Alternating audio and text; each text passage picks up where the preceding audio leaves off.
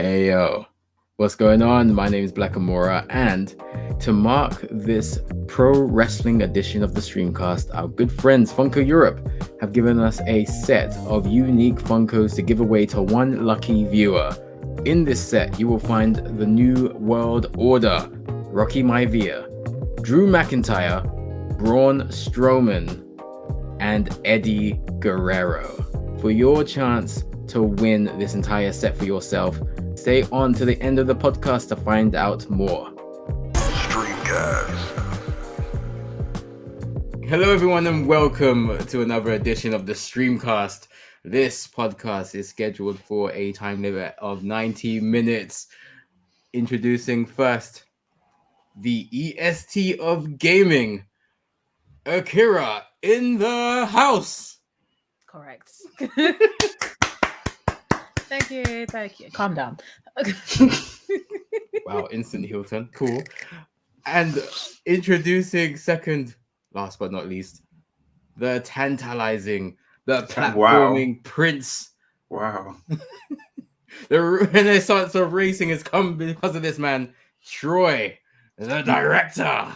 I just want to clarify, you said racing, not racism, because it sounded like the renaissance of racism for a second. So yeah, we'll there's that. Yeah, we will. Hello, glad to be here. I guess we're diving straight into that. We're going straight into it. If you couldn't tell, this is the pro wrestling special edition of the Streamcast, because I just realized that many of us like wrestling. So I thought, let's talk about it. What do you want to talk about? Let's get into it. Wrestling. That's right, wrestling. Let's get into Troy's history as a wrestling fan. How did you get into wrestling, and what are your earliest memories? Dad watched it, so we watched it as a family. There were some things we shouldn't have watched as a family, and it's come out that those were the things that the wrestlers didn't even want to do, but we saw it. I don't know what my earliest memory is. Maybe I don't know if it's my memory or because they keep showing it to us all the time. But Mankind being thrown off the Hell in a Cell comes to mind a lot. But I feel like part of it is a memory, part of it is they just keep throwing that at us. Mm-hmm. But definitely Kane, when Kane first came out to face The Undertaker, they made it such a big deal. And I remember that's gotta be Kane. Yeah. They made it a massive deal. To be fair, they did so with Mankind too. I would say that was my earliest one, the feud with Undertaker, I guess. All right, nice. It's really good because while you were speaking, I could picture those memories and those video packages. I'm like, maybe. Akira, let's get into your wrestling past. How did you get into wrestling? And then what were your earliest memories? I got into wrestling because of you, because you're watching it during COVID. Let's go. Congratulations. Actually watching it during COVID times, and I was like, why is nobody there? Like, this is obscure. Oh wow, that would have been such an experience for you. That's when I switched off. And that's when I got back into it. So that's kind of interesting. You're just like, take a dance. Yeah, that's when I got into it. Oh, I think I really got into wrestling when I saw Bianca Belair. And I was like, you've charmed me. I'm captivated. Like Montez Ford. When I see beautiful Bianca, I'm in the zone. Finish the quote, you coward. I will not. I think he said baby making mood. I don't know. He did indeed. Like that. The look on his face as well, he's like, I think my earliest memory of wrestling I can think of was like when I was in secondary school, and like John Cena was clearly very big because everyone was doing, you can't see me. And I was like, okay. Oh yeah, of course, yeah. That was riot. Didn't watch it at that point, but I knew who he was. And I think that goes to show how big wrestling was, even in those periods of time when they were struggling. You still had the odd star break into the mainstream, and yeah. I wouldn't call John Cena the odd star. I feel like they had 2, maybe 3 very mainstream: The Rock, Stone Cold, and John Cena, who was just there forever. So. Yeah, I feel like in generation, the generation, John Cena didn't work when Stone Cold and The Rock worked in their prime, you know. Yeah. So like, we'll get into that. Of course, you had like, as far as our lifetimes are concerned, you had Hogan, who's a piece of shit. I don't know that, man. I do, then that's how I know he's a piece of shit. If there is a hell, he will be there. The Rock and Stone Cold was really weird because you had two massive stars at the same time, which I don't think was supposed to happen, but we did see that happen. And then, of course, John Cena, as you said, and now with Roman Reigns.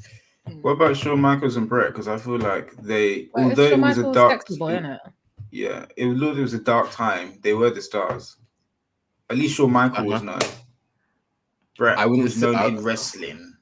Yes, I wouldn't say they were as big mainstream wise as the others. Shawn Michaels, I feel like he was. Okay, maybe that's debatable. Because. Okay, let's get into it. Because for which demographic though? Because Sexy Boy Shawn Michaels was probably not for you, but it was for the mums. Very American white demographic, white males. Yeah, true. Well, I was going for their mums. That's Shawn Michaels. Mums, girls. I mean, he claimed he was sleeping with them, so he was probably doing that. He posed for Playgirl. You think I'm cute? The song is a banger, but that's besides the point. I think. For wrestling fans, they would say so, and I would argue yes. But for non-wrestling fans, I would argue no. And that's where I'm looking at it. That's where I'm looking at it. Non-wrestling fans. Yeah. Because I only ever had John Cena around that time. I think we knew who The Rock was as well, but John Cena was like out there. And bearing in mind, I didn't go to secondary school here. That was in Malaysia. You know, American celebrities, you don't always know who you're going to get, who's going to be big over there. So the fact that John Cena made it across, I was like, it's quite impressive. Yeah. Looking back, 2009, probably earlier. Probably missing Eminem. And he came up to fill the hole. Yeah. How did I get into wrestling? To answer that question for myself, I think I was into other stuff first in terms of action and in terms of competition. So I think I fell into Gladiators first, and I really liked that. Fair enough, yeah. And we had Sky, and on Sky 1 on Saturday mornings there was SmackDown, and we were like, me and my brother were like, oh, what's this? Let's watch this. And it was just these massive dudes throwing each other around, punching each other, you know, bare thin women. Like, it was great. SmackDown on Saturday morning is kind of wild, you know, thinking about it, because that wasn't PG then. So what was it doing on a Saturday morning? They were looking for the next generation of wrestling fans. They knew what they were doing, and it worked. No. But it was edited in a way that it could be shown in the mornings, which is kind of weird. Yeah, like they didn't show any like chair shots or It was cleverly edited. And yeah, that's how I got into wrestling, because it was just accessible, and I never really watched Raw because that was on Sky Sports, which was the more expensive package until years later. But my earliest, that's when I stopped Sky Sports. Yeah. My earliest memory, this is a weird one. I kind of just said to the screen and to my brother, whoever comes out next is going to be my favorite. And then John Cena came out. And he was a rapper. I was like, oh, cool. All right, I can get behind this. And John Cena and some other guy called Chris, they beat up Paul Heyman and they made him eat soap. And I was like, I am sold. This stuff is so batshit bananas. I'm in for life. You said some other guy called Chris. I was like, which one? But no, like they're both trash at the moment, so it doesn't really matter, does it? Which Chris are we talking about? The one that no longer walks with us. I thought that's who it was. If there is a hell. I thought it was the other one because he's in water too. So yeah. So. I don't know who the other one is. Jericho. Is he? Yeah. He's been a naughty boy. Yes. It's such a shame. He would have made my Mount Rushmore. About? Yeah. Oh man. Yeah. Not anymore. No. Can't now. I was gonna say, I bet your parents hated that you liked wrestling because it wasn't just one kid; it was two boys. I know you were tearing up your mother's living room. Oh my god, yes! And the bedroom, we had toys as well, like the big stuffy ones. And we had the bunk bed and their bed, and we'll jump from the bunk bed onto their bed. I'll drop with elbow drop. He tried the swanton bomb. He broke the bed. This is Josh, by the way. He broke the bed. But that's all right. And the neighbors hated it, so he was always banging out like, "What's all that sound?" But obviously, we had things to do. We had championships to win. Yeah. Tons of energy. Yeah. Pride was on the line. Head of the table. German suplex, lives Northern were on Lights. the line. No, we're cool. We protected each beds. other. Yeah, we got in trouble, but it was light work. I believe it. Headlock, sleep, all of them. Sharpshooters. I may done it all. Or may not have started a wrestling league at my primary school. Yes, you did.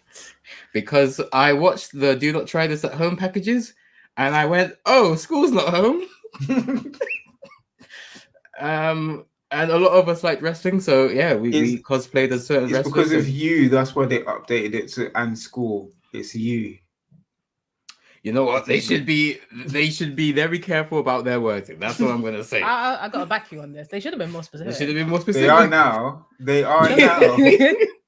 Yeah, they got us. Yeah. There's one Blackamura was tearing up the schools, so now it's banned countrywide. Yeah. Oh, that was wild. We had to be really careful. The matches were under 5 minutes. You know, the headmaster. Yeah, you had to be all on the alert. It was kind of wild still. So where did you do this? In the playground, like on the playground? Yeah. We had to be very safe about the bumps, you know. So yeah.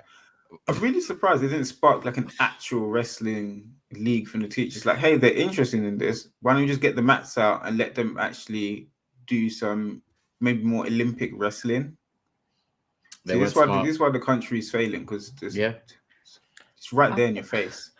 Right? When you said get the teachers involved, I was like, what, like some like illegal dog fights with the kids? The some of them did need a good slapping down. So maybe in the ring, betting money on which kid's gonna win. Whoa! No, I like that idea. This is bizarre, and because it's the UK, I'm like, it is plausible. Absolutely, 100%. But Troy's idea is a lot more sensible. They should have done that. You could have had a ton of, black kids in the Olympics now. Yeah, but yeah, that's how it goes. They just stamp on dreams. They don't support them. So, of course, a lot of that talk was centered around WWE, the market leaders when it comes to professional wrestling. And I think objectively, it is safe to say that pro wrestling is cool again. There is a almost destigmatization of the art of the sport. Actually, that's a good point. What is your viewpoint on pro wrestling? Do you think it's an art? Do you think it's a sport? Do you think it's sports entertainment? Because for a long time, there was that conversation of, that shit's fake, right?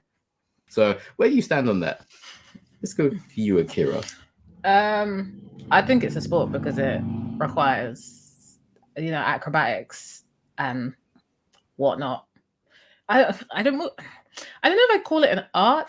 I guess it is kind of an art because they are putting on performances, they're doing characters and stuff. But if it's an art, like some of the acting, it's not like a good art. I definitely go sports. It's all three of them really, because you have to be insanely fit to be able to do the things that you need to do and to be able to take the knocks and so on and so forth. The layperson can't do it. You need to be trained because one bad fall and your bust open your head top. So someone needs to tell the indie wrestlers that, I don't think they're aware of that at this point. Oh, to be fair, I do like watching some of the videos because it's like you lot are just insane, and now you can't watch. Now you bust yourself in the nuts because you decided to do a leg drop onto a table. All over the gaff. I like that answer. So Akira classes it as a sport. How about you, Troy? It's acrobatics. It's the competitive side because they take it out. So if things like acrobatics and stuff, and even some circus stuff, classes as a sport, then it's a sport. I think the fake argument's a bit. When you get older, I think it changes. So it becomes more about storylines, spots, and safety. Weirdly, a lot of people get praised mainly in the wrestling community for being safe and protecting other workers, which wasn't a thing growing up. I don't know I think it's sports entertainment because they take out the competition part. I think there's the sport elements there, like Akira said, it's so physically demanding. I don't know how some of them are doing it 5 days a week, going on tour and all of that stuff. I just don't get it. However, because of the competition being removed, I think that's where the entertainment comes in because it's scripted. The competition's a bit different. It's more behind the scenes, more political, I guess, to a degree, and if you can get over and all that kind of stuff, as opposed to you pinning, technically speaking, enough people to be the best in your, I guess, division or whatever. How do you feel about it? Because you've watched it since what, Ruthless Aggression era? Yeah. So how do you feel with that? I feel like the answer is a hybrid of sports and art, because that you cannot discredit its physicality at all in any sense of the word, because the risks are very real. We've seen wrestlers get paralyzed. We've seen wrestlers die out there. So there is a huge amount of responsibility on the person doing the moves, and of course the person taking the moves, and the refs, etc. But yeah, there's a massive amount of responsibility on every person in that ring. I think it's an art form because I feel like the ring is an actual canvas, and you know that's where the art happens. The wrestling, you know, despite anything else, you know, if you're bad at promos, you got terrible gear, you have a terrible look.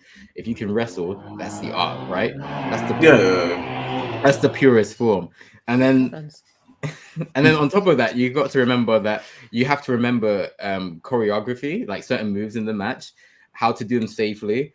You have to remember lines. You have to get over stage fright. Oftentimes, this is live entertainment. So if you screw up, you got to keep going. You can't go, hold on, let me do that from the top. There's none of that. You got call audibles as well. Yeah, some things don't go to plan more often than not, I've realized. You know, someone gets injured, the result has to be flipped. There's so many moving parts to this business that the fact that this business has thrived for so long kind of boggles my mind. It shouldn't work, but it does. And it's weird because it's not a proper... The only reason I wouldn't call it 100% a sport is because the results are not legitimate. And I can't take that away from anything. It's not like, well, a lot of other sports, you know, you can get into gray areas about match fixing, but this is outright a fixed entertainment event, right?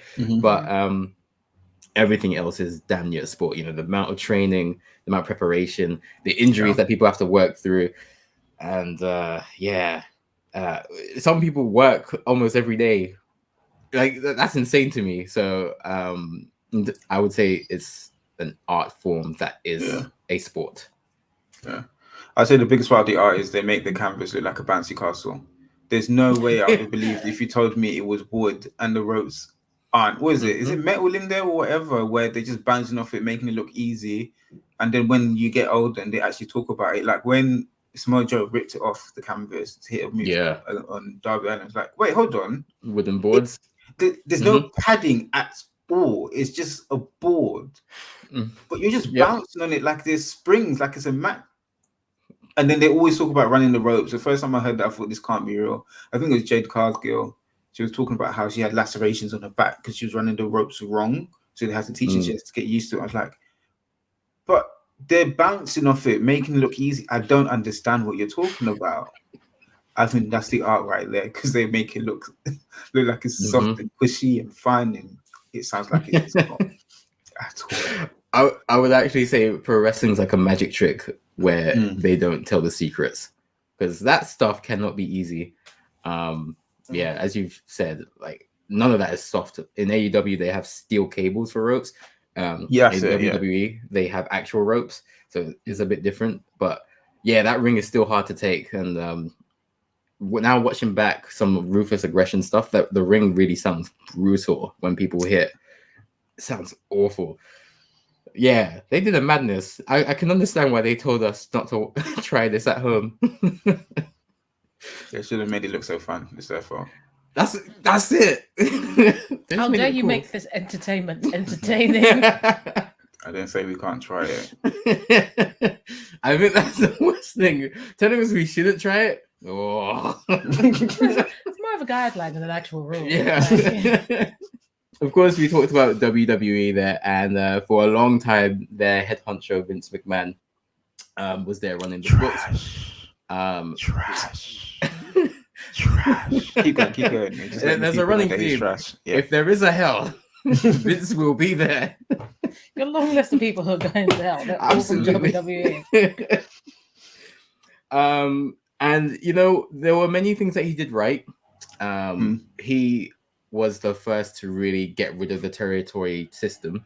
So you had like a Midwest wrestling, and then you had a down south wrestling and a Mid East wrestling, and then Vince was kind of like, we're going national. So he kind of brought out everyone. He brought out the Canadians, the New Yorkers, and that's where the WWF came from.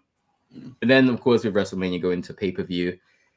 But you skip forward to, I would say, the 2010s, and he started to lose his way. He started to lose his intelligence, his nous. He had to step down, not by his own choice. I'm sure he'd be still running the thing now if he could. But he stepped down for the second time this year. But after he stepped down the first time, the product improved greatly. Do you think there are more factors that contributed to the growth, the rise of WWE? Akira first? Got to be honest, don't really know. I've not been there that long. I do think it was good that they got him out, because I think people go mad with power, and he 100% gives the energy of someone who just went nuts with power. Especially if you're the head honcho, nobody could tell you nothing. You act like, I have to listen to you because I pay your wage. Not a great idea. You need to keep it moving in order for ideas to get fresh and favoritism to not take over the whole thing. Yeah. How about you, Troy? Actually, I thought about this a lot. I think it's a multitude of things.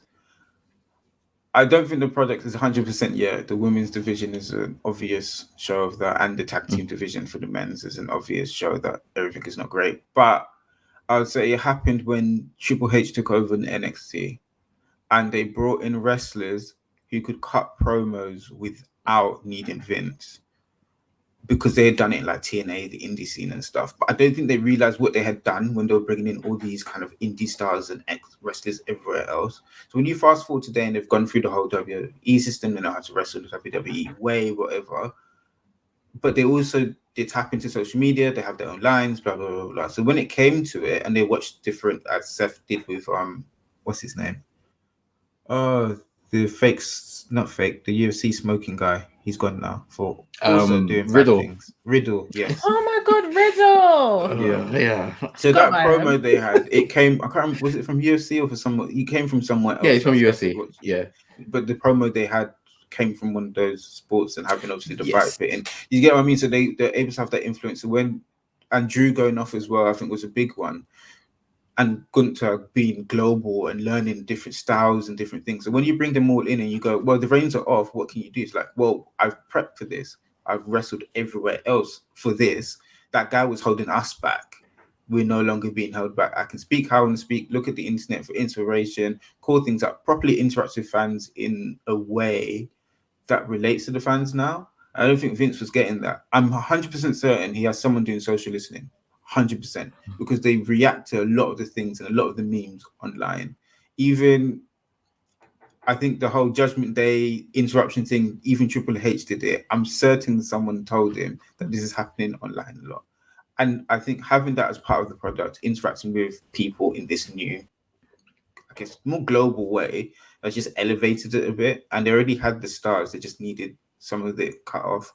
I don't think it's helped everyone. I think some people need some training. I think some people need to go off and come back and get used to kind of speaking to crowds, getting themselves over as well, like LA Knight did in different places. Yeah. There you go. So in order to do so, but aside from that, I think that was one of the catalysts, and Nick Khan. So Triple H can focus on this bit. You got someone to focus on the business bit. So together the product is just better.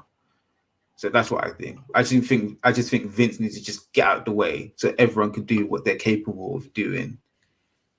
100%. He's out of the way, so people are now doing what they can do. Yeah, I agree with that. I think, firstly, it definitely needed more than one person to replace Vince, as you said. Yeah. One person to focus on the business.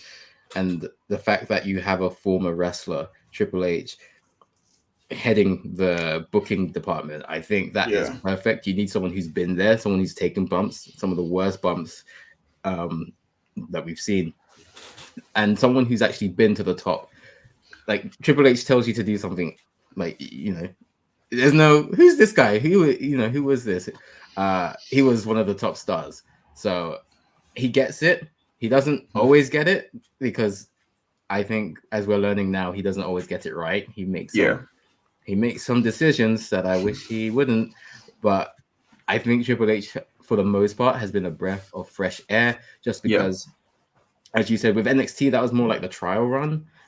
We can see what he could do, with a little promotion, with a little bit of money here in his pool, making this fresh hybrid style, the mix of lucha libre and the hardcore style and the strong style, Japanese style, the European style, and of course the traditional American style, making this whole potpourri of pro wrestling where there's a lot of variety to the show. And he's brought that generally to the main roster. Yeah. I still think there needs to be other bookers for like the non-main event stuff, because I think the tag team and the other divisions could use a lot of focus as well. And that won't take away from the main event, but it will just give you a stronger show from start to finish. Yeah. I think Nick Khan is definitely a reason why WWE is doing really well, because he's done a ton of things. First of all, he moved the pay-per-views from Sunday nights to Saturday nights, which is a godsend to everyone. Sensational stuff, yeah. I don't know what he did before, because who needs to wake up on a Sunday night, late in the night for work on Monday? Why would you do that? And we've mentioned this before. Pro wrestling is more of a family audience and definitely a global audience. So it's not just Americans, and you got work nights, school nights. So Saturday nights just work better. And it's a completely different market from, other sports like boxing and mixed martial arts. So there's not really that kind of clash going on these days. Yeah, you can point to the $1 billion deal that he's cut with Fox, the $1 billion deal he's cut with Peacock, the is it $5 billion deal he's cut with Netflix now. Rotted. He is a money man, and like he knows how to negotiate. He knows how to get money for these deals. And yeah, I think there has been a reversal of thinking, as opposed to let's get everyone on our platforms like the network and tout. It's now, okay, let's make this accessible. Let's use YouTube. Let's use Netflix come 2025. I think the accessibility is a very strong factor in getting people into pro wrestling. Like two of us got into wrestling because it was there. We didn't have to find a separate package to watch this thing, because we wouldn't do that. Yeah. So I think the Netflix deal is going to be very telling. I think they're going to get a lot more wrestling fans into the product. I think it will have a trickle down effect as well, because they had a series about OVW, which is a smaller wrestling company. That was really interesting. Yeah, it was really good. So Al Snow's a big man. I didn't realize that. Yeah, he was huge. I guess literally and in terms of star. Yeah. I didn't realize that when he was wrestling, but yeah, he's a big man. Yeah. But I think we'll see a lot more wrestling on streaming sites, because I think that's the future. I think sports is going on streaming sites. The days of BT or TNT Sports and Sky Sports, I think those are dwindling. I predict we'll see a lot more Premier League action on Amazon Prime. I think we'll see wrestling on Amazon Prime. But I think Nick Khan could be associated to a lot of the success nowadays. Yeah, 100%. Can we just circle back to Riddle? What happened to Riddle? I think he was either drunk or high at an airport and accused someone of touching him somewhere. Yeah. Where it didn't happen, they had video footage. So because of the false accusation, I think they just it was just too much. It was like, it's almost like the final straw. It's getting too much. Like, why would you like that at an airport in the first place? Because they were riding for him at first. They were really like defending. Then when it came out, he was like, as soon as you said airport, I was like, oh, okay. Yeah. Well, whatever he did at the airport, dude. Yeah. That's how you get put on a no-flyers list. Are you dumb? It's sad as well, because I thought he had a lot of potential. Jeffrey liked him. Yeah. I liked him. Also, the product, the gimmicks have changed. I think this is the best gimmick Drew has had ever. Oh, yes, 100%. Because the Triple H is actually trying to balance. Sometimes it doesn't work, but balance being a heel or being a babyface, but not being a traditional heel or babyface. I can get behind Drew. He can be a player hater. That's fine. I hear it. I get why. But when they just like evil because they want to take over the world, sometimes it's just too much. Yeah. I feel like that's what Vince was doing. It's like trying to create superheroes and supervillains instead of just people. And I think you need the mix. and I think he left. That's where things was going. Like everything needed to be a gimmick. NXT 2.0. Everybody has to have a gimmick. So you just couldn't just be a person who just like Drew. You're in my life, so why should I be happy? You cost me everything. Ban you. Do you get what I mean? So I think that changed. That's changed a lot. That's a very good point, actually. Yeah. You know, considering Vince got a lot of his fame in the 80s and 90s where he was making those superheroes and the foreign villains, he just didn't change. He didn't evolve. Yeah, actually, this man really is going down under, because why would you do... It's so in your face. Obviously, of course, saying the N-word multiple times. But all the other stuff is just so in your face. Like, how? And people just like, it's Vince. Look, Vince was never a character. Mr. McMahon was never a character. He was doing what he wanted on TV. He just turned up to work as his authentic self. And people were like, okay, I guess. But yeah, you could even see it in like the roles like Rusev and who's another one, like Bobby Lashley. They were really promoting the military service. Like, they were pulling away. He was a military man, right? That's But like with Triple H, as you said, he's trying to humanize a lot of the characters to just make them more relatable. Like with Drew, I haven't seen him swinging that sword around because he doesn't need it. But me personally, I liked it because I like what is it, Outlander? Highlander. Is it Highlander? Highlander. I keep messing it up. There's like a film, but anyways, I like Highlander. I was thinking the dots are connected. There can only be one. Highlander. I'm something McLeod of the McLeod clan. I don't know whatever it is, but I liked it. Some gimmicks are okay. Well, I like the gimmick or just the fact he had a sword. Both of them. Okay. I too would like a sword, but I can't have one, so I'm gonna live vicariously through Drew. He dropped it. I'm sorry. Yeah. I'm very happy he dropped it. But then even look at Seth Rollins. Like, look at him cut a promo in the Vince regime, and it would be, I'm a revolutionary, I'm a visionary, I'm Seth freaking Rollins. Before he has anything else to say, he has to hit those 3 lines. Right, and the stupid laugh. Well, Whereas look at him now, where he's like, you don't want to go after the Hollywood title, you want the workhorse title, even though I don't agree with his argument. Like, he's trying to be much more of a human being who says things and isn't just a catchphrase or, you know, an action figure with a pull me and I say this. I really like what he's done with the character work. And it seems like a lot of the characters aren't just going over lines. Like, they kind of have, these are the areas that you need to hit, but you know, ad-lib, you improvise, which is what pro wrestling is. But I will say some of the best talkers have come from outside the WWE, aside from Roman Reigns.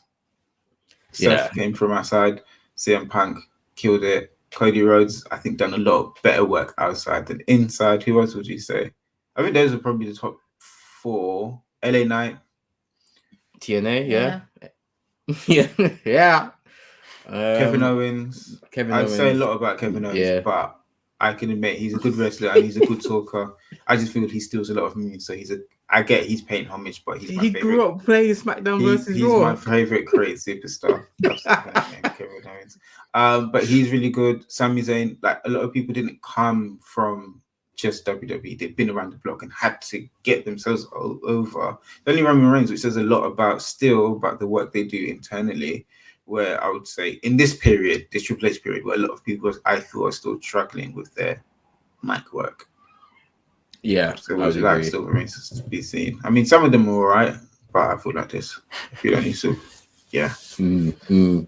better. Yeah, I think there are a lot of stars who have cut their teeth outside, and then that's when the are like, okay, you can make it here, which is kind of backwards. But of course, let's look at another reason why I think WWE is living in one of their best periods. Tony Khan, and I want to say God bless Tony Khan for being the alternative. Because when WCW died, and it should have died, it was a terrible promotion. TNA came up. Yeah, it's 5 minutes. Yeah, ECW was better in my opinion. It just wasn't sustainable. I agree. ECW was too expensive, but ECW was better than WCW. Oh, down that hill. But then after that, you had TNA, which really did well in the UK for a long time. I think it was a solid alternative, and then Hulk Hogan came in and ruined that too. But now you have a solid alternative, AEW. And I think one thing that they've done, one of the many things they've done to stand out, to be different, is they've introduced secondary singles championships for their female talent.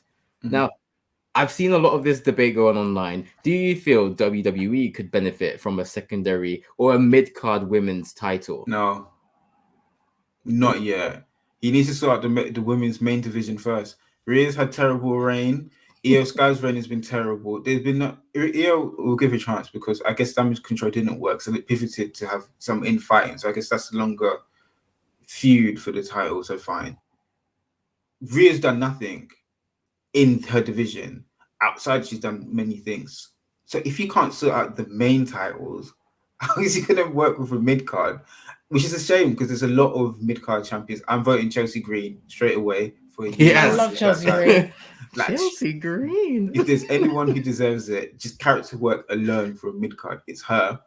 And she's pretty decent in the ring. I have to give her that too. And I can see why they signed her at the time they did, because she can get herself over very, very well. But I feel like they need to sort out the main ones and actually help and guide them in their feuds and whatever, just allow them to deliver before they introduce a mid card. Because I think Zelina Vega's showed that she could probably do it, but she had that one match. It was barely a feud, and it was only because of where they went to. Ivy now is not ready yet, but they want to put her in. They always draw Natalia into it. Anyway, Natalia will be a very good mid-card champion and hold that title, and she can just have it and drop it.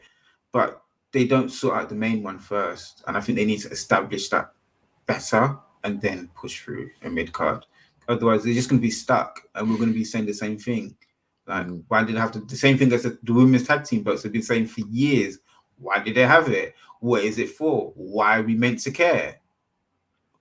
They just struggle. And I think the first point of call is to actually put the women in feuds without the titles, see how that runs, and then build it to that. How about you, Akira?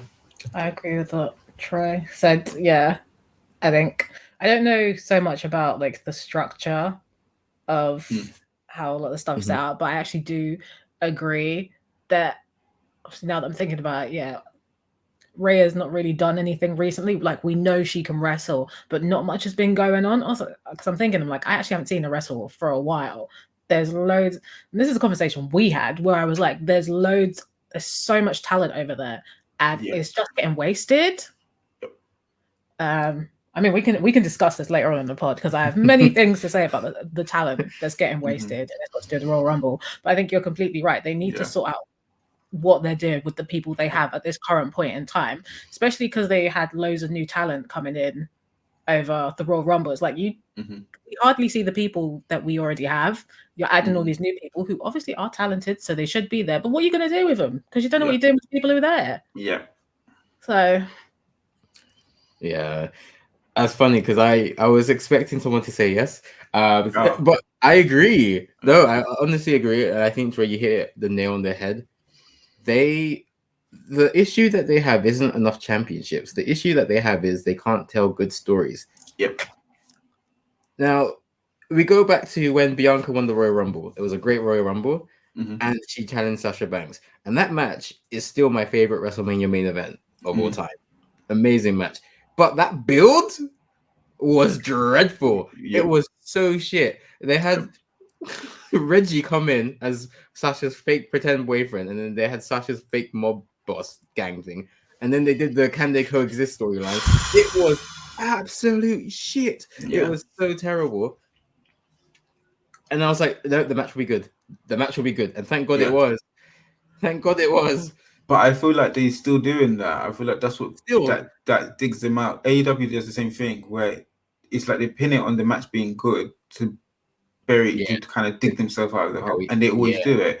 Whereas someone like Cody has shown he can do it build. Like you know how I feel about Cody. I think I want him to go back to Undashing Cody Rhodes. That's my Cody Rhodes right there. Undashing Cody Rhodes. Yes, the best Cody Rhodes there has ever been. I know people are gonna hate me for that. I don't care. The best. I'm so happy he's in the new game, by the way. He's gonna get rich. Yeah, shout out him. So happy, Athlete. But I feel like, and Seth did it well in some of his feuds as well. Like with Finn Balor, I thought that was a decent one. Shinsuke made himself more of a threat. So they have people that can do it, but I feel like the onus is on the star. When they got particularly the women's division, where they might need a bit more guidance, particularly because they're all from WWE, which is interesting, where they might need a bit of more guidance, more storytelling help. There's no push, there's no support. So then you're just like, okay, cool. Zelina and Rhea had nothing, banger of a match. I don't know how many bangers of a match that Rhea has had with no build. Just absolutely none. The War Games match was the worst build, but that match was sensational. Mm-hmm. Royal Rumble was, the men's one was crap, but they were trying to integrate story into that, but they didn't do it in enough time. It's like they would try. It was like, oh, CM Punk said, let me just get him in there, and then everything else just fell. Yeah. So they just rely on good. Their PLEs have been sensational this year because the superstars have brought it out of the bag, but the build to him, you might as well be back to the Sasha Bianca point you're talking about. This is not different. Yeah, I feel like the peak was around SummerSlam 2023, and they had 4 women's matches that could have gone on the card, and I think only one of them was for the title. So you had Trish and Becky, which is a great feud. Yep, that was actually a good build. They kind of messed it up. There was Ronda Rousey and Shayna Baszler, which was a good build. Wasn't a good match because they decided to go with a MMA rules stipulation, which never works. And unless you're going to allow them to do the MMA stuff, which means you can't control the result. Yeah, you have to go go in the ring, and whoever wins. That can work, but you can't have them do a worked MMA match because it doesn't work.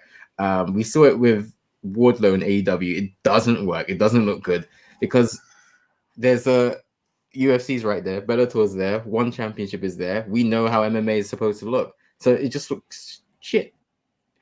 But that was a good story, I would say, going up into it. But those are 2 examples of non-title feuds that were really strong, and I feel like they just kind of let the ball go off. Like they didn't really build on that momentum. And yes, I agree. They need to make sure that their non-title feuds are good, and then their championship feuds are good, and then their champions are consistent enough to then warrant more championships. Because Rhea's had a terrible reign, and I've said that from day one, and people didn't want to listen to me. Rhea's had a terrible reign. I didn't want to listen to you. I was right. I could tell where this was going. I know she's hurt. I understand that. Yeah. Well, Bianca had a better reign. But, Io's reign was better, but I don't think that was strong either. No. So I think that's the issue. Triple H is so obsessed with long title reigns. He's losing the sight of what a good title reign is. Consistency, good matches. Gunther, that's a good title reign right there. Because regular defenses. Yeah. Regular defenses. It's been a long reign, and the quality of matches have been strong. No notes. Gunther, perfect. No notes. But he's WWE's cheat code, and Becky did the same thing. When the reign is, if you basically the John Cena reign, if you want some, come get some. They're perfect because there's no actual story. It's who can beat them. When you actually have to integrate the story, Becky's NXT run was superb. But she didn't have to do anything. She basically just told the younger people, if you want this belt, come get some. John Cena did it. Everyone loved his US title run when he did it. Gunther's basically doing it. Who can come and beat me? Gunther can. His feud with the New Day now is pretty good. Based on that one mistake that caused, I can't remember, was it? Vinci, to get injured. They've made it a blood feud, and it's been fantastic. But they've not done, and obviously the stuff he had with Sheamus and Drew was fantastic stuff. But because they also added the friendship with what was the friendship between Sheamus and Drew, so that worked with Drew, worked with him. But aside from that, it's been who can topple me, and they're fantastic at that. As soon as they have to delve away from you can beat them. It's like, damn, what do we do? What did they say? How did they feel? Like Io and Asuka's one should have been longer and should have been better. It was utter trash for what it was and what it should have been. It should have been generational because it delved outside of the who can beat me. I feel like that's what they're struggling with. And I think they wanted to do that with Rhea, but then they had her in a Judgment Day and she was getting over and they were kind of like stuck as opposed to just making her dominant. Gunther's fantastic. I'm not taking anything away from him. I want him to be the World Heavyweight Champion, to then go on to be WWE Champion. Fantastic wrestler, sensational. But I feel like I worry for his promos are good, especially when they were chanting USA at him and he flipped it. Never have I seen that flip before, and I'm so glad he did because I'm tired of that chant. What does that mean? And he was right. What does that mean? Is that supposed to intimidate me? 3 measly letters. Tell them.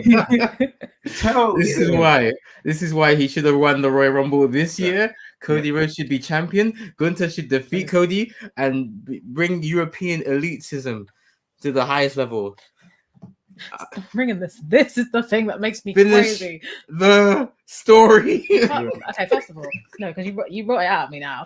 Gunther should have won the Royal Rumble last year. I'm sure Cody Rhodes is great and everything, but I do not care for him. I do not care for him and his Homelander outfit. I don't care. I think he's a nepo baby. Just because your dad was a wrestler doesn't mean they should be giving you the belts. I just don't feel like I've seen a performance where I've been like, that's a guy who deserves it. Last year's Royal Rumble, Gunther was tearing that bitch apart. No one could stand. And then Cody came in like 5 minutes before the end and was like, I win. I was like, that's ridiculous. I understand they're trying to build up this story between, him and Roman Reigns. It's been ages. You're not going to beat this man unless you go outside with a crowbar and get his knees when he's not looking. It's not going to happen. Gunther could take Roman Reigns out. Let's be realistic. He could. But that is how they built him. Yeah, that's what's irritating. Cody's... Now, I just feel like they're wasting. I feel like I think that's what's annoying me the most is because they can write their own storylines. They're wasting Gunther's time. Yeah, you know he has shown he's an incredible talent. He could definitely take on Roman Reigns. Whoever they can really throw at him. I don't think there's a lot of people who he wouldn't be able to take. So I feel like they're just wasting his time because he's shown time and time again that he's good, but they want to continue with this storyline, which people are gonna crucify me for this. I actually really think the Roman Reigns and Cody Rhodes storyline is boring. I just do. I don't think it's been going on for so long. I don't think it'll be hated as much as you think. I need to finish the story. How fucking long is this book, bro? Like, Jesus.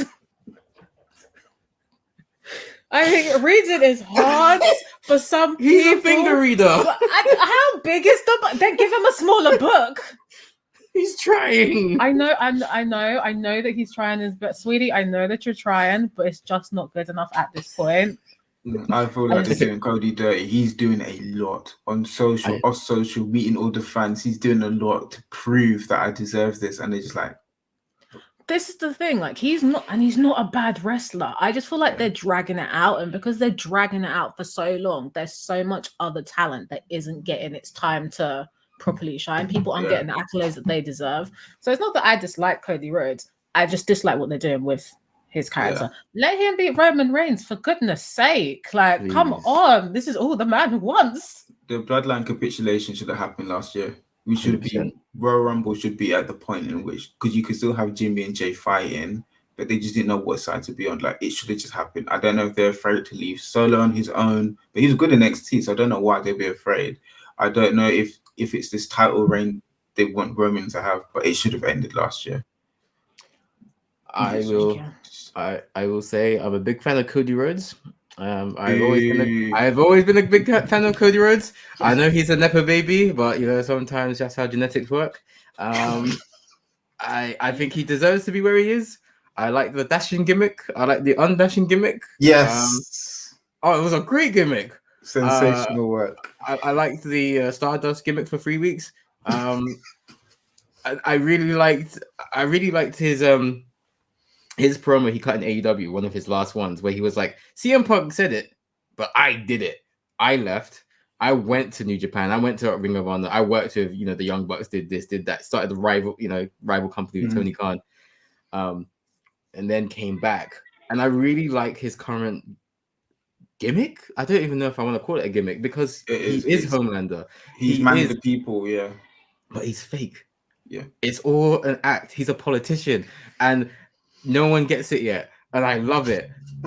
Everyone's chanting for him, but he's Homelander. He is actually Homelander. And it's going to be the sweetest heel turn. The AEW fans were too stupid to realize it, but he is doing the slowest heel turn. It's going to be amazing. And I personally think he should have won the Royal Rumble because in the summer of 22, he burst his tit and he still wrestled an amazing match. Yeah. I think Dave Meltzer gave it 5 stars. Not that that means anything, but you know, he popped his tit. And then when he did that match, I was like, raw, he's actually winning the belt. The breast fell off the bone, like right off the bone. It was a purple nurple. Like, that thing was nasty. So I completely understand him winning the Royal Rumble. He should have won it, in my opinion. Mm-hmm. He should have beat Roman Reigns because the story was going somewhere. With Roman saying, I was this kid that Dusty wanted, right? You had the story there. You had the backbone for it. Cody saying you had to finish the story. That match was going to be my new favorite WrestleMania main event. And then Solo fucked it up. And it was the wrong decision. Nothing I've seen since has convinced me that that Roman needed to keep the belt. Because you could have had the implosion happen. It was perfect because Sammy and Kevin won the tag belts the night before, and the two of them could have taken up the two of the Usos, and then Solo got ejected. It kind of wrote itself, and then you could have had Brock Lesnar be the first challenger and him run through Finn Balor and Shinsuke Nakamura, have some interesting feuds over a title that's actually there, doing the house show rounds on TV week in, week out. And then after that year-long reign, or whatever, Gunther wins the Royal Rumble to call back to the final two of last year. And Gunther beats Cody at Mania. That's the way it should have gone. I think with Gunther, I think politics within this is he doesn't have his card. That's why he's not at EC in there. That's true. That I guess so. But like Roman doesn't go to all the shows anyway, so you don't need the champion there. Yeah, that's true. Roman's not going to Australia. No, he's not. That is true. I think what you said about like the way the matches should have been planned. I think if it had gone that way, I would have a lot more patience for the Cody Rhodes Roman Reigns thing. Because sorry, go on. No, that's how I feel. Like I think had the storyline progressed. I'd be a lot more involved, but because they've been longing it out, it's been like 2 years. That's why I said crowbar to the knees, bro. At this point, just finish the story. Cody needs to do a Drew. That's what he needs to do. Yes. He needs to be challenged. Am I doing the right thing? Is this the right thing for me? Because I'm getting screwed over by everybody. So he needs to do the prayer that Drew did to take out CM Punk. He's like, I prayed on your prayer. Wow. Drew's prayer. Forget Sierra's Drew's prayer. You're trying to bring your enemies down. I need to know what he did because sensational. Like I said, he slept like a baby on Sunday. That was wild. Saturday night, I couldn't sleep. Sunday, when I heard the news, I slept like a baby. That's pro wrestling. That's what I want. That's what I'm here for. But like, if I was to compare what Cody went through, like compare it to John Cena, who had his first, big WrestleMania match at 2005. Imagine if they went, no, you should lose, and then have the same match a year later. No one would have the patience for that. Or Batista, you should lose to Triple H and then face him and beat him next year. Triple H did too much politicking for that to happen. I think people would be sick. Yeah. It wouldn't work. So I think it's still a really bad decision to have Cody not win then, because it was very hot. Like everyone wanted it to happen. And then you can move on. And then this year we could be like, okay, we've got fatigue. And it's fresh, but we've had this stagnation for a year, and now he's given up his spot to The Rock. And how did I describe it? Because I was talking about this in the kitchen. I said I felt like one of those kids who was also at Hogwarts when Harry Potter was there, and it was like every year some fuckery is going on, and it's like, will you just take the guy out, please? You have all of these people backing you. Just kill him. I'm trying to get an education. You're gonna pay to come here as well every year. You're fucking it up. Like, Get him. That's how I felt. Like, just sort it out. Yeah. Last year, I was like, yes, Cody, let's go. This is amazing. He, lost his breast last year. He's won the Royal Rumble. He's gonna win. He didn't lose it. It's not like it's down the back of the couch. He's gonna beat the big bad Roman. We were all like, oh, he's gonna beat Roman Reigns. Is it Braun Breaker? No, it's Cody. But now I'm like, just get the fucking story done. Move it on, because I can't have this guy go, I want to win the belt. My dad didn't, again, because that story doesn't work when you've added 365 days of nothingness to it. Mm. And I don't want that story to happen next year either, because then you've made me wait 3 years. I would have completely written it off. And if they're making winner at SummerSlam, they do him dirty. Yeah. It should have been last year. It has to be this year. Don't mess it up. Do we want to talk about AEW? Yes. Okay. I like AEW. Sporadically. Yeah. But I like it because interesting. But more women's division. But that's yeah. We'll get into that. So yeah, Mercedes is coming. Okada might be coming. And once upon a time, AEW was the hottest ticket in town. When they started that run from 2019 to about 2021, AEW was untouchable. The momentum has kind of cooled a little bit, and I would like to see, A, what do you guys think has caused the cooling, and B, what they could do to do a bit of course correction. Shall we go with Akira? Yeah, I feel like we had this conversation before as well. I feel like AEW doesn't quite know what they're doing at this point. But then I remember that they've only been around for, 5 years? So I can't, it's not fair to compare them to WWE because they've been going on for ages. But because it's still early days, they haven't had a lot of time to develop people to the point that they need to be at and to properly build storylines. And they really do have a hodgepodge of different characters and different people in there. So it's I myself don't know how you're going to build storylines off of this. Some of the people they're pairing up to fight, I'm like, why are y'all beefing? You don't even look like you two would talk. You could be in the same school and you wouldn't have known it until you had to look in the yearbook and point out your pictures. So it's it feels directionless. Yeah. However, they did give me my favorite line. He shares a bank account with his mother. Timeless. I'll never forget that. I was telling my mum about that. I was like, I need to tell you something. This is the funniest shit I've ever heard. And he shares a bank account with his mother. Can you believe it? Best thing. I love telling people he sat there and yummed that entire bread basket, drank all them energy drinks, didn't offer, what's his name? Tony Khan. Didn't offer Tony Khan one. Owner of the company. Not one. He's sitting there like, I'm so sorry, CM Little Punk, please forgive me. He's like, the big people are talking. And another thing. In 2011, it was the pipe bomb. In whatever year that was, it was the gripe bomb. That was iconic. Iconic. The best thing ever. Put it in the Louvre. Yeah, I think what made it better for me is that the audio was terrible, and he was just munching muffins and I don't know, some seltzer water, and he was picking on the people in the audience as well. The whole can. Just all there was a bunch. There was at least 4 and a whole bread basket. Demolished it. Didn't pause to chew for 1 minute. It's like he didn't even swallow the food. It was just going in, and he was cussing. It was art. It was art. Because then he said, "I'll fight the people I'm talking about," and then actually did fight them backstage. Me, that's my last supper.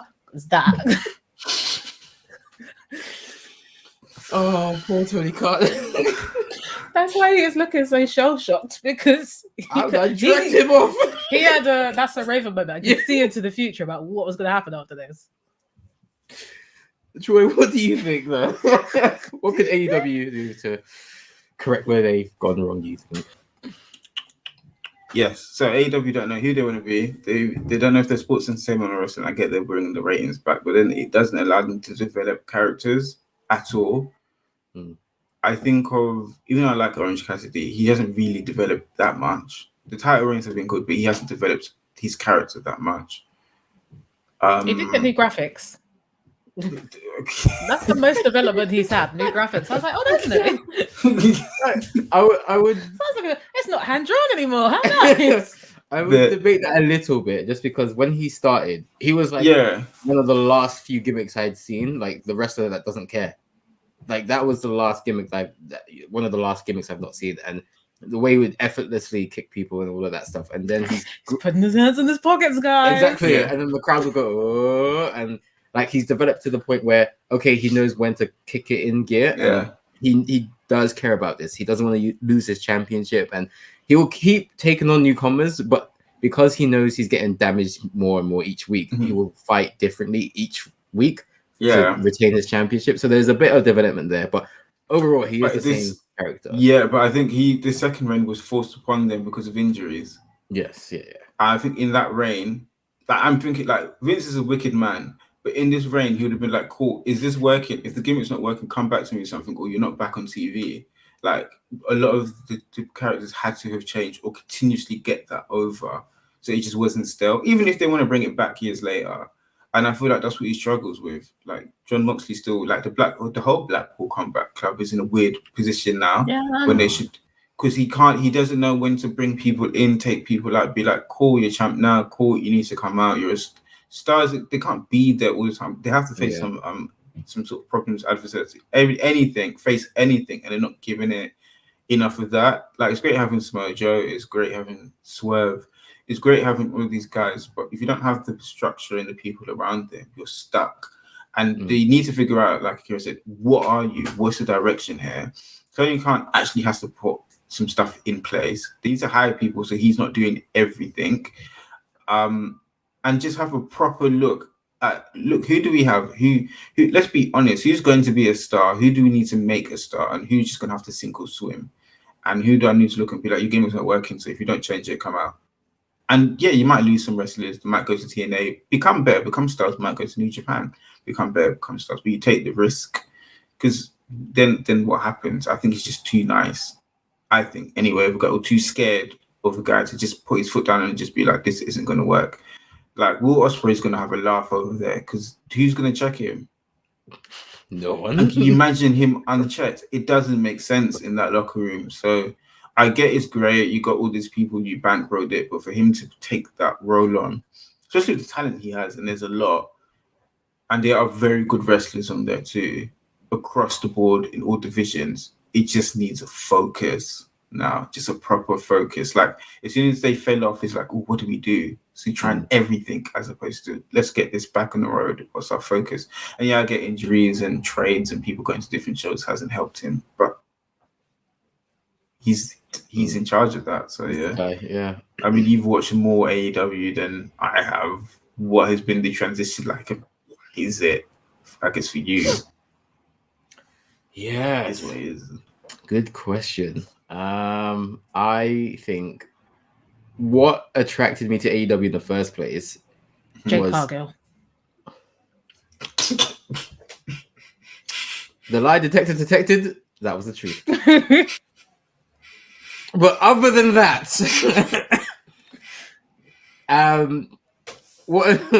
so it was the pandemic, and I think I had run out of stuff to watch. So I saw AEW was either on YouTube or ITV.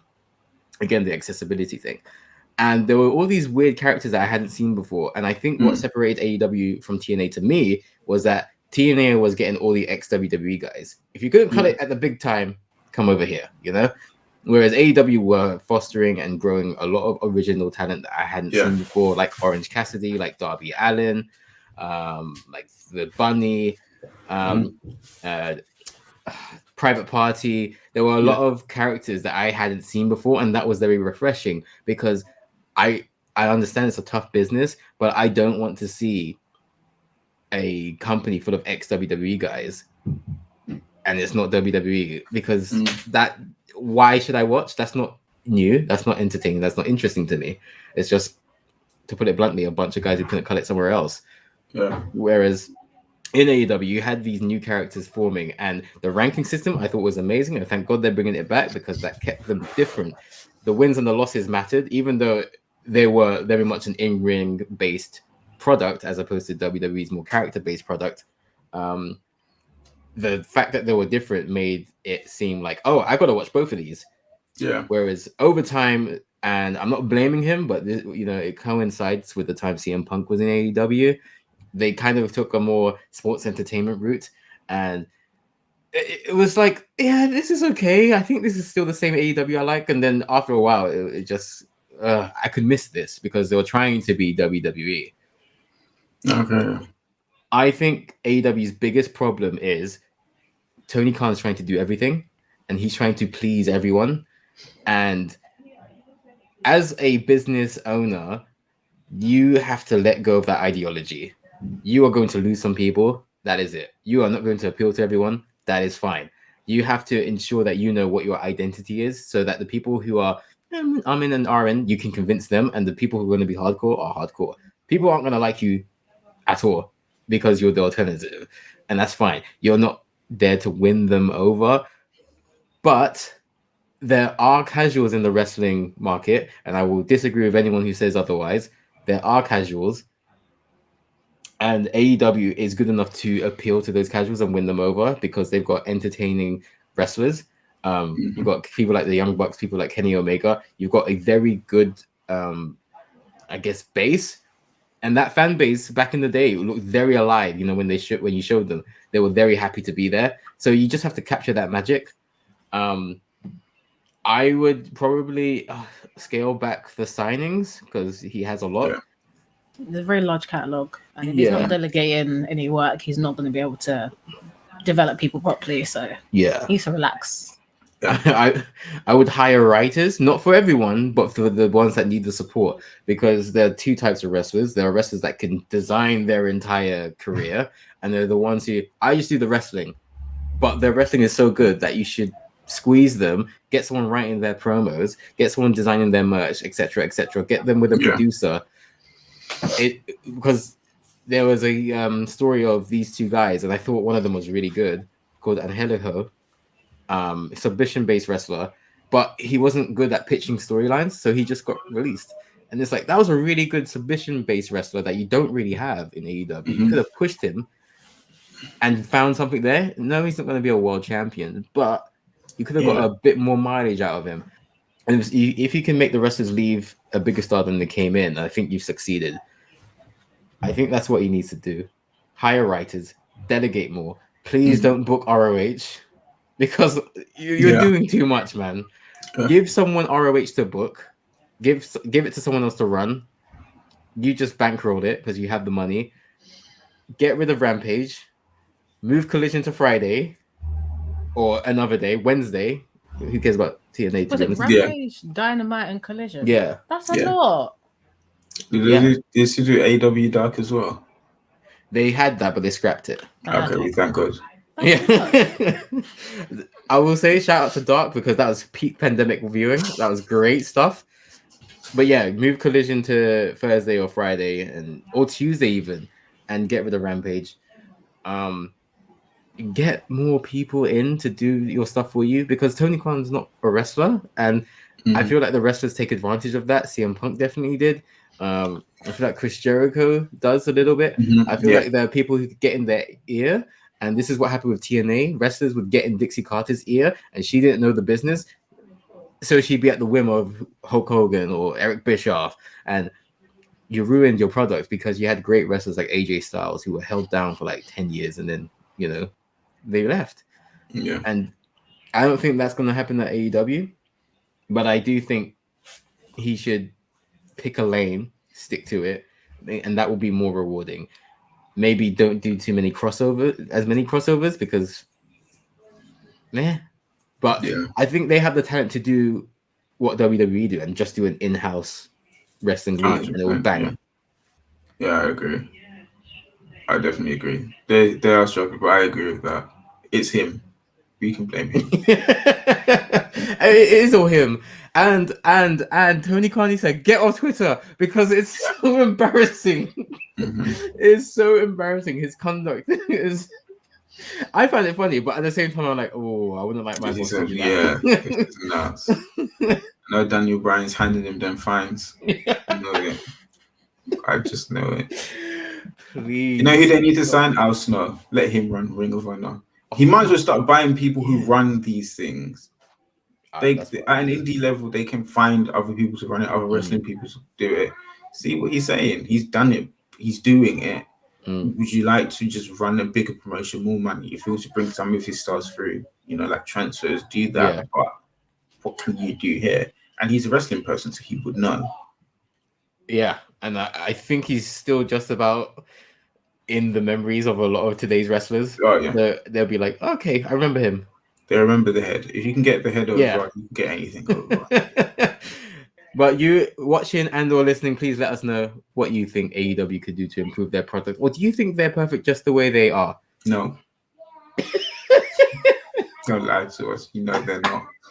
Don't even put that in the comment.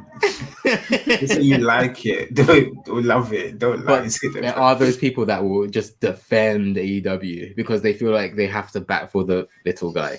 AEW is a $1 million company owned by a billionaire. They're not the little guy. Poor little guy with nothing to back them. All of that money. Yes, poor Tony Khan. He's richer than the McMahons. Press. Sorry.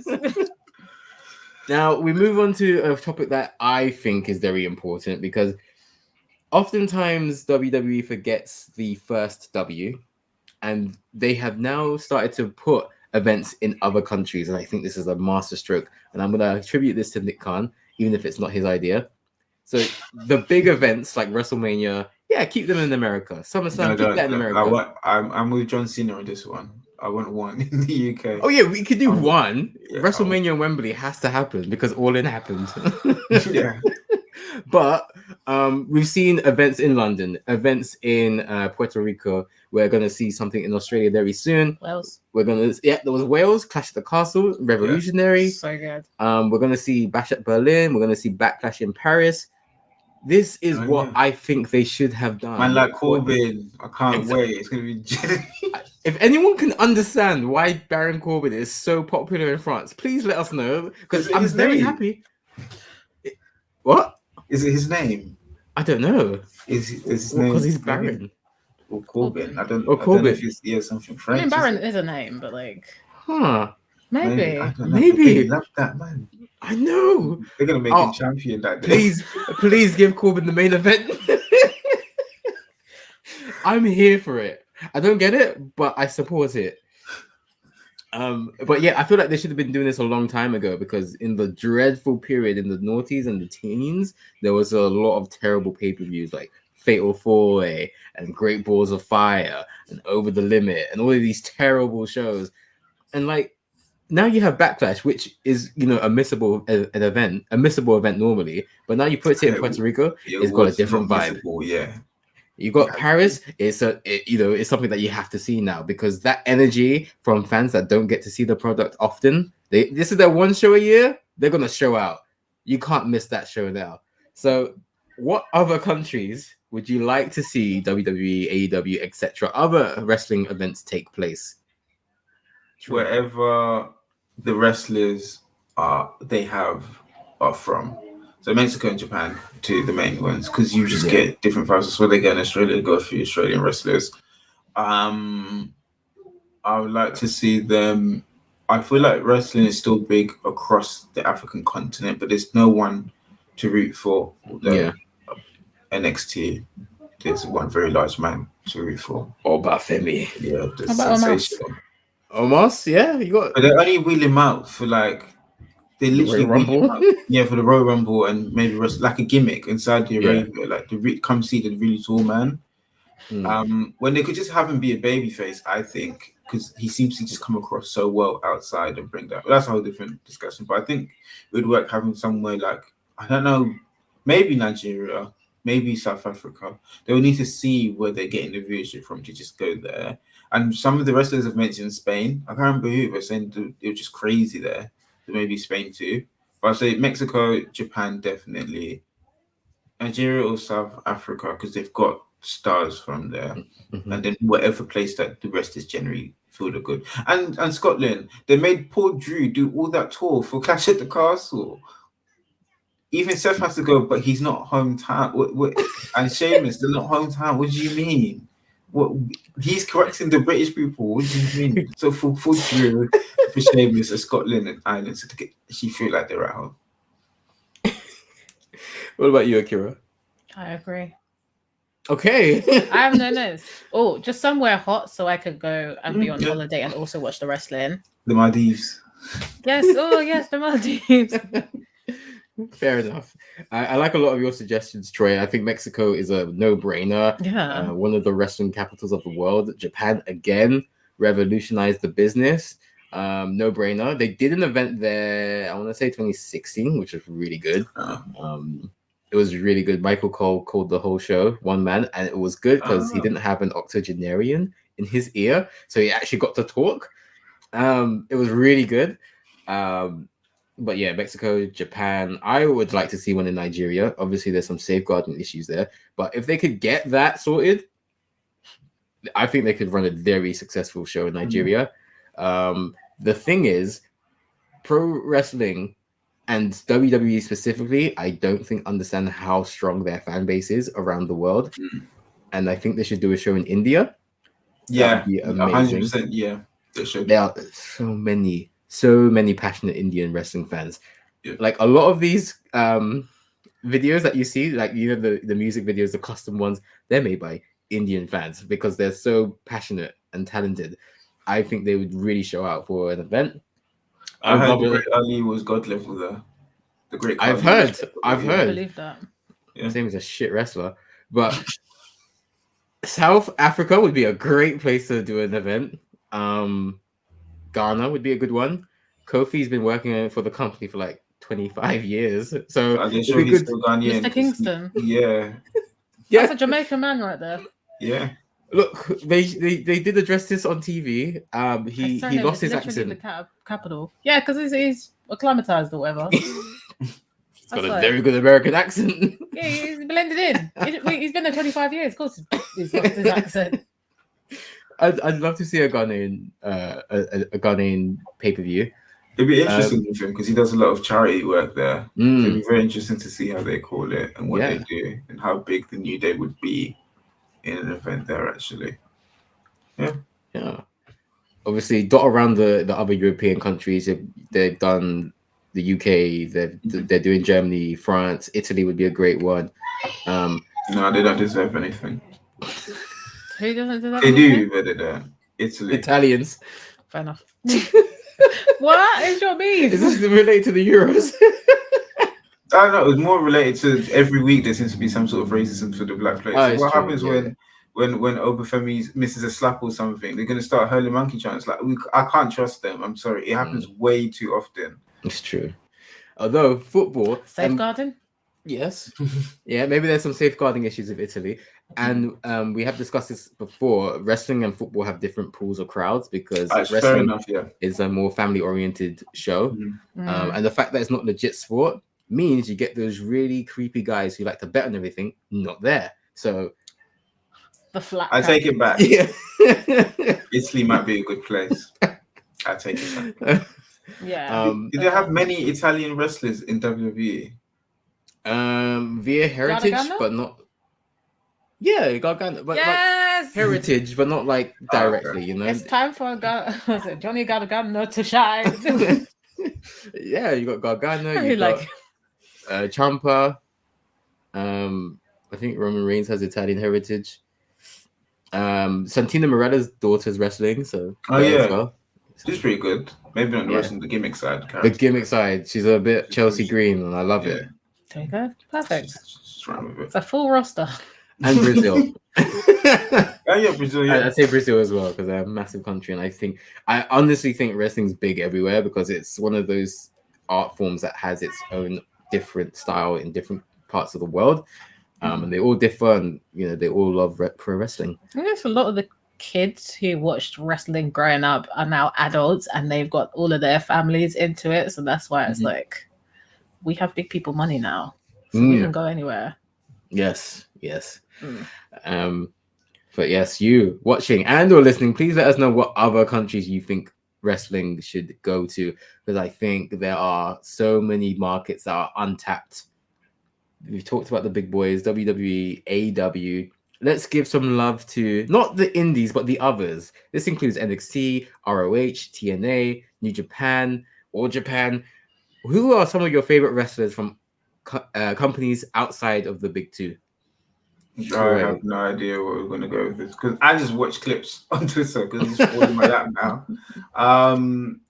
Athena. Oh, yeah. Athena. Yeah. She's sick.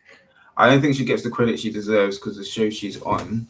But I think last year she was far and wide the best wrestler. Definitely the best women's wrestler, but one of the best wrestlers of the year. I think because she had that stiff match, everyone, and I'm going to be honest, I think a little bit of racism played into that. 100%. I think there's being a stiff wrestler than there's being a stiff wrestler when you're a black woman, I think. Like people weren't wanting to admit it, but it made it way worse than it should have been. But I think she's had very good matches. She's carried that title very, very well. I felt for her because when people were talking about Black Champion, she got left out a lot. But she's really, really good, and you could probably trust her. I don't know why they didn't put the AEW Women's title on her, but they don't do anything with that show anyway. So it might not be. It might be a blessing. It might be a blessing in disguise. To be fair. Yeah. I think that was the main one. Jordan Grace. Oh, I watched. Her clips come on the timeline. So I used to watch her and Mickey James a lot, and Diana Peraza. I guess technically she's AEW, but before those would have been the core, I would say. Men varies. I watched a bit of Okada. I watched a little bit of New Japan because it just followed the timeline. Yeah. So I know of them, but not enough to know. It's too much wrestling here, but not enough to understand everything that's going on. Like, there's some clips I've seen, some luchador stuff I've seen, like, wow. Some indie stuff I've seen, like, wow. And then like, but the names won't click until I probably see them in there. Oh, and the Bollywood Boys as well. But the names won't click until. But I like them before they went to AEW. I don't think they get the right shine there, but that's a whole different discussion. Those are probably the ones I've seen and actually paid attention to. And is it Josh Oho? Sorry if I'm saying his name wrong. Nigerian guy, he's British. He's one of the champions for Rev Pro. He's recently on Chris Jericho's. Yeah, I'll have to look. I don't know if it's Josh either. I'll have to look, but he's one of the champions he wrestled with on Chris Jericho's cruise recently with Is it what's his name now? Zack Ryder. Oh, Matt Cardona. Matt Cardona I like in bits. I think in bits. Sometimes I think he's just a dick, but other than that, do you know what? I think he's good. I think what he's doing is fantastic, and I'm glad that he was saying that people call him and ask him for advice on how to. Like, I've left this big place. How do I make all the indies? Because that's one thing I respect from him. That he was given a tough gimmick and he made it work. But what he's done outside and on the indies is actually quite inspirational and actually shows. You don't. A lot of people ask him when he's coming back. I don't think he needs to. Aside from money, I think he's fine where he is. I think he's actually built the legitimacy of indie wrestling in a completely different way. He's someone I will say I follow his career, but maybe not from a wrestling standpoint all the time. It's just what is he doing? Which I guess that's what he wants, to be fair. Yeah. I just want people to follow his career and see what he's doing. But those are the ones, not many. I don't watch is it NWA and those kind of shows, and like I said, things will fall on the timeline because of certain people I interact with. But mostly it'll be WWE, to be fair, or some of the Ring of Honor stuff. That's fair. I mean, you said there wasn't a lot of wrestling, but I think there's a lot of wrestlers, and there is a lot of wrestling nowadays. I mean, we would be here for an hour naming all the companies. Kira, do you have any wrestlers in like TNA or in other companies that you're a fan of? Gotta be honest, I don't even know all of the wrestlers that are in AEW and WWE. Like, I could be watching the show from morning until night, and someone who's been on the show the entire day, I'll be like, I've never seen this man in my life.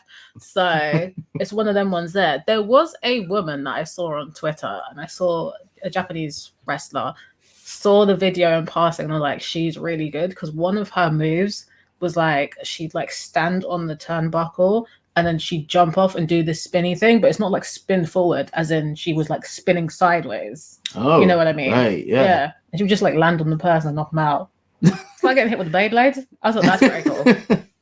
Oh, I've not seen that. If I can find it, I'll show it to you. Because every time I watch it, I was like, that's just so cool. Obviously, you have to catch her, but she doesn't take you out. I find the name is okay. Sorry, I didn't want to. Oh, Michael Oku. That's it. Yes. Oh yeah. Because I see his matches across, and he's pretty good. He's quite lean though, which is weird for a wrestler. Because obviously watching WWE, but I think he's a really good wrestler. I think wrestler's his partner as well. Yeah. That's a Vinceism because he has grown up. Well, he had a bodybuilding company before the whole wrestling thing took off. So he wanted all his wrestlers to look like bodybuilders. But you can't touch your back. But thankfully, due to the rise of MMA, we've seen a lot more leaner, thinner people be bosses, like Israel Adesanya, for example. Yeah. Like, I think that's brought a lot of legitimacy to a lot of smaller guys and a lot of guys who are thinner. There's a ton of great wrestling out there, and that's the point of this podcast, to put a spotlight on the rise of the sport. To wrap up, I'd ask, why do you feel wrestling has become cool again? Akira? I don't know. I think I'm trying to... why has it become... Why do you like it, and why do you think it resonates with you and might resonate with other people? Okay, that's a fair point, because I did used to think that wrestling was pretty uncool. And that was getting like the vibes of like Hulk Hogan and them, man. And I was like, he looks like a leather handbag, guys. Like, I don't understand why you're... And the mustache, that whole combo. I don't want to know why you're putting your hopes and dreams on this man. This is very... And he's in pants the entire time. I couldn't get behind it at that point. Obviously watching it with you during the pandemic, I think it was the sheer athleticism of it that got me into it, because before I just thought they was just mucking about, to be honest. But watching people, I was like looking at their physiques, how they were doing these things, and I'm like, do you know what? Now that I'm older, and you know, I feel like you're more aware of your own body and you sense yourself and what you can physically do. I was like, this is incredibly impressive. People like Ricochet really swayed me. Obviously, Bianca I was intrigued, but people like Ricochet who can do the stuff that he can on the regular, I was like, this is so entertaining. I was gripped, because it is like watching gladiators, really. These are people with exceptional talent doing what they do best. It's just amazing. Yeah. I'm sure that's how people feel when they watch the Olympics. Like, these are people are the best of the best. They've trained so hard to get to this point. And now we get to see them do what they do, and it's amazing. I can never do that. Yeah. How about you, Troy? I just like to say, I think Ricochet oversells. I just want to get that out there. I like him, but what way? It comes sometimes he'll take a hit and he'll be doing like 3 backflips. Like, relax, bro. It weren't that hard. Like, relax. I think he's showing he can do it, though. This is how I feel about Sonic the Hedgehog. Overdoing it. You see? Ricochet, not enough.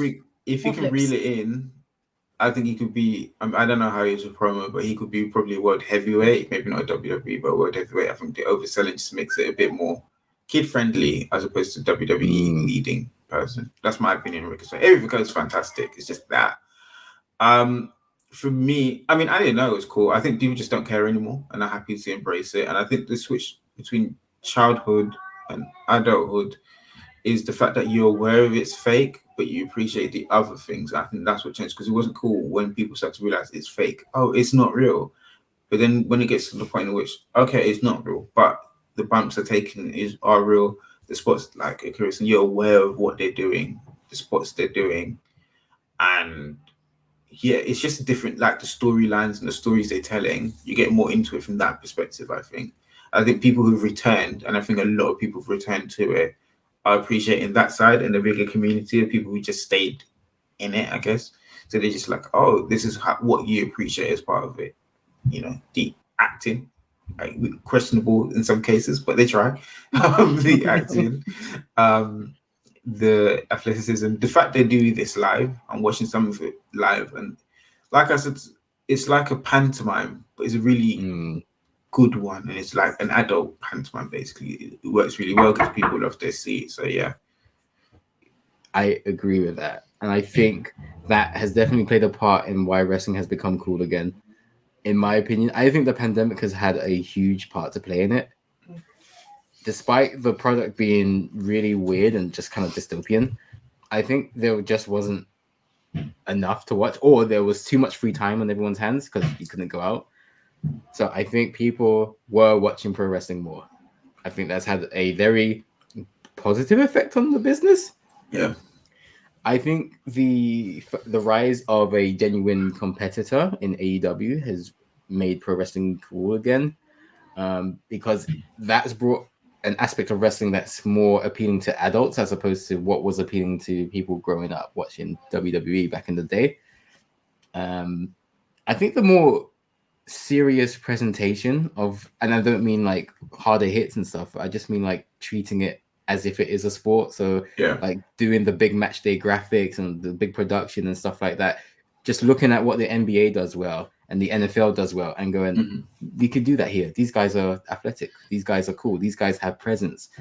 As I've said before, not trying to be an island upon itself, but like trying to share in the social norms nowadays of being on social media, using TikTok, for example, using Instagram, using YouTube as genuine parameters to promote their stuff has worked very well for them, as opposed to using their own social media, which you have to get people to go on your stuff, and then you're closing off to casual fans as opposed to just going out there. So I think a lot of that has helped wrestling become cool again. In fact, people realizing and coping with the fact that it's not a genuine sport. Yeah. Then it's like, okay, you can't hurt me. There's nothing else. I like this thing. What can you do? I think that's gotten a lot of people into it. Twitter has definitely helped because you can kind of find your community, and then they get you to tweet more. You get them to tweet more, and then it's just like, okay, we're into this now.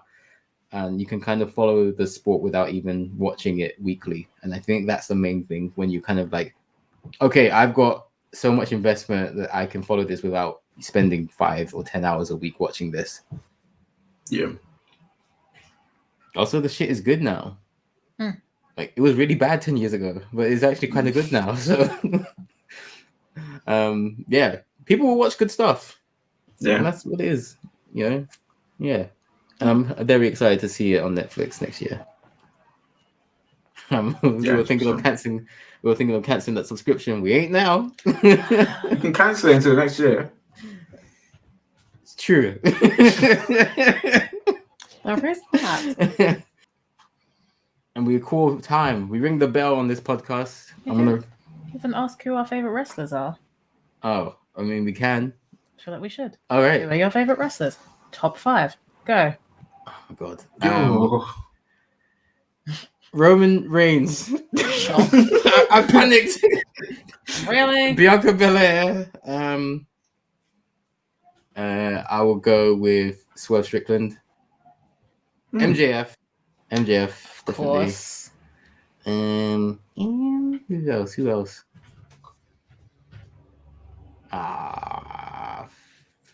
Fuck it, Drew McIntyre, because I love that player hater gimmick right now. Wait, is this now or of all time?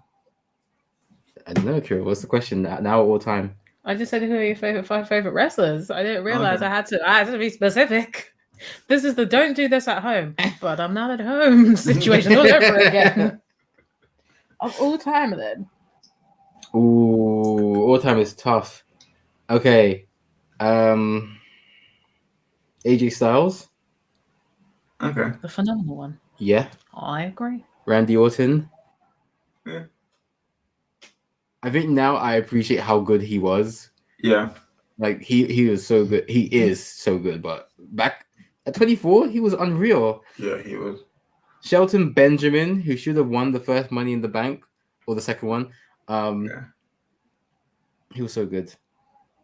Is that 3? Kurt Angle. Yeah.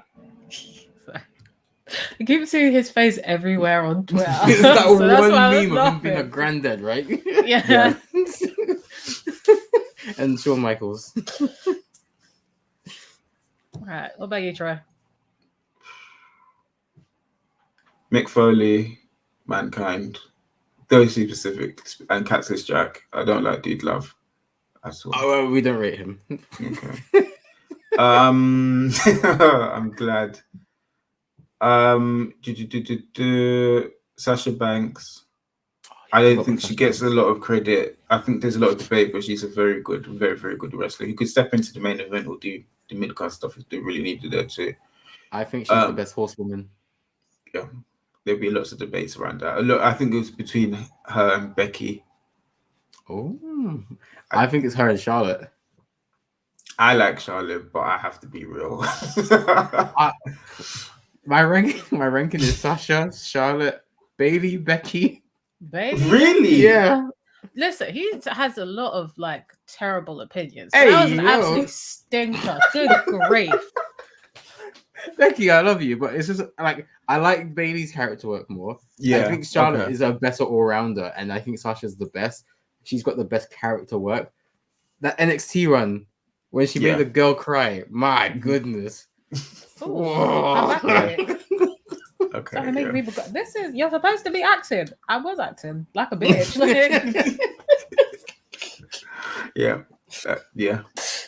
Sorry, what's your ranking? Because I'm interested now.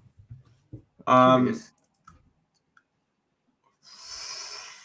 think Sasha, Becky, Bailey, Charlotte. Okay. But this is in preference. That's just a preference. Charlotte makes me laugh. I don't think she deserves the hate she gets. I think she's a phenomenal wrestler. She's still got the third or fourth best moonsault in my probably third, if I'm being honest. I don't know how she let Tiffany take over, but that's her own personal problem. She's been there longer, but I think I think Charlotte is a star, but a very specific star. I don't think she deserves it. I think Sasha, for me, is a very good all-rounder, probably the best all-rounder. I think Becky was the woman they've been missing. I think I like Bailey. Bailey will be an all-timer as well, but I feel like Becky was what the industry had missed and opened up the path for a lot of the women to be whatever they wanted to be. The man gimmick was very, very important, probably more than she actually realizes how important it was to have that. Because then now people like Rhea, Bianca, whatever, can be strong women. They're bigger than her and whatever, but they can be now. It's not seen as a bad thing. It was almost like Vince is awakening to, oh, these people like this kind of character. Maybe we can do it, because you weren't doing that before. Like there was still like a ceiling, and even though the ceiling for Becky herself, I think she's very important. But they're very good. They're all very good. It's just hard to rank. But that's my ranking. I wasn't watching when the man gimmick came about, so I think that has affected my thinking. That would, because after that it kind of went down. I have to admit it. Heel Becky isn't amazing. But... wait, before I go into the rest of my 5, Akira, did you want to add your 4 of the ranking? I don't. No, she wasn't watching when. Fair enough. Yeah, I wasn't watching around. Cool. So Mankind, well, everyone apart from Dude Love. Sasha Banks. It gets tricky here. I think it'll be very WWE focused. Kurt Angle, no, it's a lie. He's up there. I think he's one of the greatest of all time and doesn't get the respect he deserves. I want to go Seth and Stone Cold. Stone Cold's probably the only outlier because he's the only stars. So Bailey will be up there too. I like people who aren't the stars. I think I like the upper mid carders to main event where they just slot into that role, as opposed to I've never really liked the outright star, but Stone Cold could wrestle. Like the character work was great, but everyone forgets that this man could really wrestle. I love the way he attacks the ropes; it makes me laugh. But he can also really wrestle. Like he's a really good wrestler. So he's going to defeat. I guess like Shawn Michaels too. That they're a star in their own right, but they could deliver fantastic matches. And I don't think that match with Bret Hart, which I guess is probably in the game, anyone would forget the Crimson Mask and all of that. He was phenomenal. So yeah, that would be my 5. I think it's just that people are really good at wrestling, but they can add a layer of characters, and like in Seth's case, many characters on top, from the Shield to the Architect to what we have now. Sometimes it's annoying, but he gets it over. And no one should be singing his song. There's nothing to sing, yet they have found a way. I think that's just great. I don't know how he's done it, but he's done it. So yeah, but I think it's a bit of a disservice to some of the AEW people because I don't watch enough. This is just this is all historic people before kind of the rise. Yeah. So, if you're talking all time, I mean, it is unfair, but I realized I should have let you guys do like top 5 women, top 5 men, but it's over now. And who are your top 5? Yeah.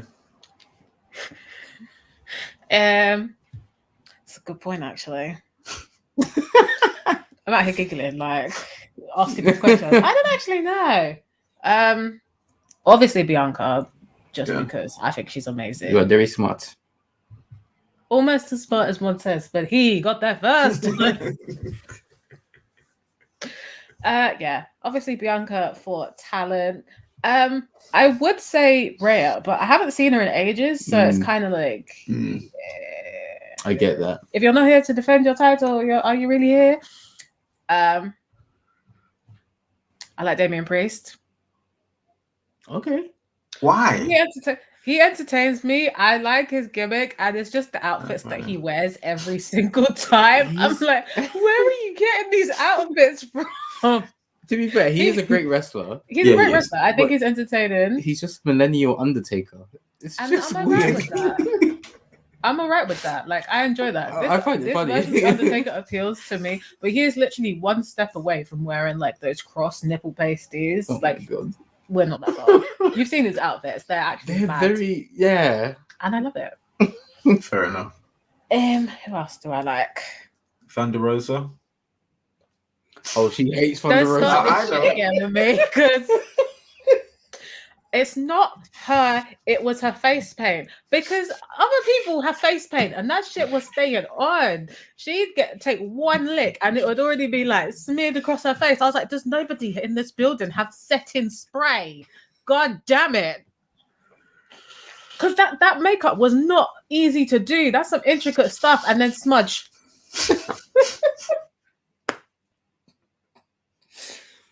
I don't like hard work and then if I was a makeup artist, I would be fucking fuming.